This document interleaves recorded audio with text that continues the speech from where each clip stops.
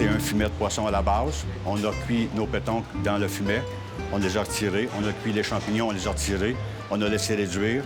On a lié et on a crémé et assaisonné. Et vous liez avec quoi? Avec un roux composé donc de beurre et de farine. La coquille Saint-Jacques, telle qu'enseignée dans les écoles de cuisine, est un classique de la restauration. Normalement, on y retrouve entre 30 et 35 de pétoncle. C'est une norme selon nos recettes. Donc, on a 35 de pétoncle dans la coquille. Donc, c'est déjà beaucoup. On a un 50 de pommes de terre et puis un peu de champignons, un peu de sauce, un peu de fromage. Sur le marché, on trouve des coquilles Saint-Jacques congelées prêtes à cuire et également des coquilles qui contiennent d'autres fruits de mer. Les crevettes ne sont pas cuites. Nous avons demandé au chef enseignant Richard Trottier et à 2 étudiants de l'École hôtelière de Laval d'analyser pour nous le contenu de ces produits. Il y en a beaucoup de Des auberges. Je pense qu'ils étaient pas mal tous au-dessus. Des crevettes, c'est 1+. Ouais, des pétoncles sont vraiment enfouis. Parmi cet échantillonnage de 14 produits, on retrouve les marques Aliments Pasta Mer, Groupe alimentaire nordique, La Ficherie, Passion de la mer et Poissonnerie Odessa. Sans le fromage. Les portions varient de 150 à 300 grammes. Une même marque peut offrir plusieurs versions.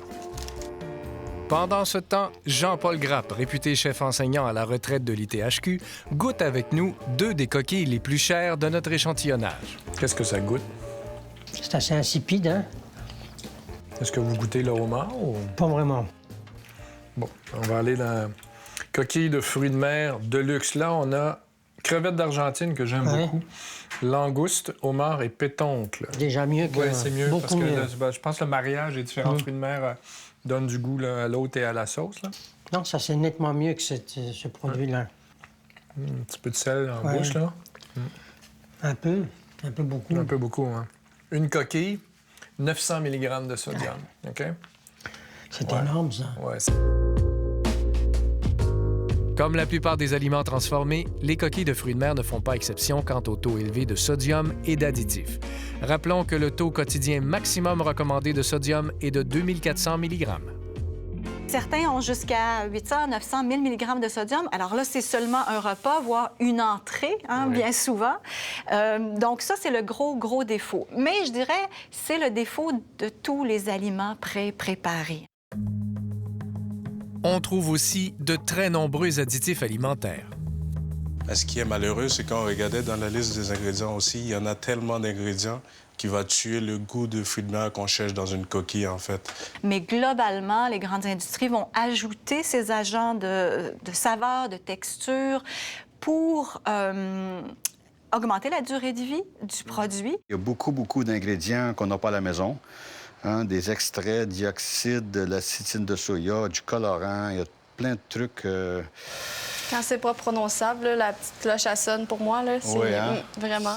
L'industrie cherche à faire un produit qui va imiter le produit maison, auquel on va s'habituer, qu'on va apprendre à apprécier et qui sera peut-être même pas à base de poisson ou si peu.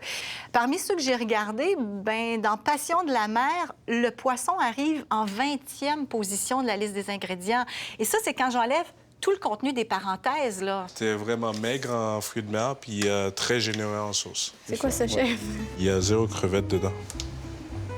C'est rendu, il faut chercher les ingrédients, là. Nous avons eu beaucoup de surprises sur le total de fruits de mer versus ce qui n'est pas fruits de mer. Des fois, ça disait généreux en fruits de mer, mais comme qu'on a vu avec Macov, il y avait beaucoup plus de sauce que de fruits de mer.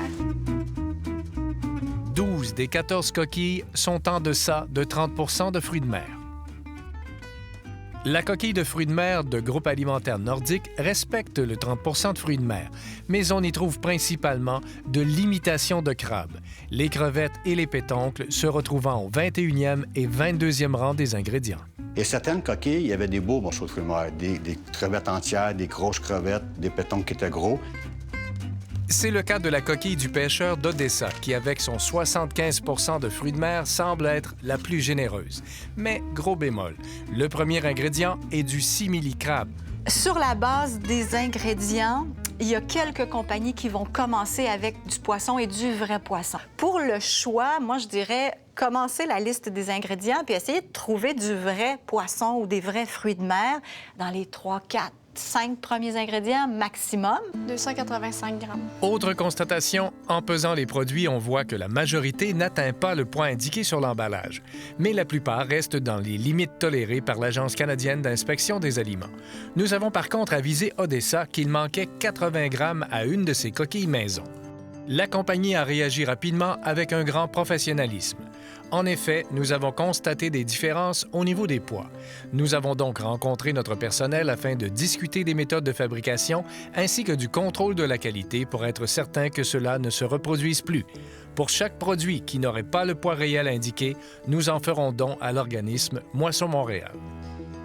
En résumé, pour le prix demandé, les coquilles analysées contiennent peu de vrais fruits de mer, beaucoup de sodium et énormément d'additifs alimentaires.